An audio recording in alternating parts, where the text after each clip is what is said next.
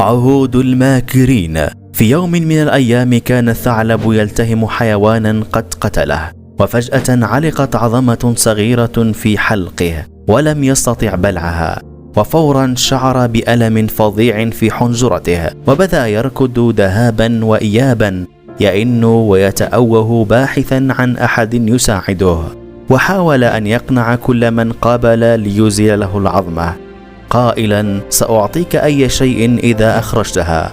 وافق طائر الكركي على المحاولة، فاستلقى الثعلب على جنبه وفتح فكيه إلى أقصى حد، فوضع الكركي رقبته الطويلة داخل حلق الثعلب، وبمنقاره حرر العظمة وأخرجها أخيرا. قال الطائر: هل تسمح لي بأن تعطيني ما وعدتني به؟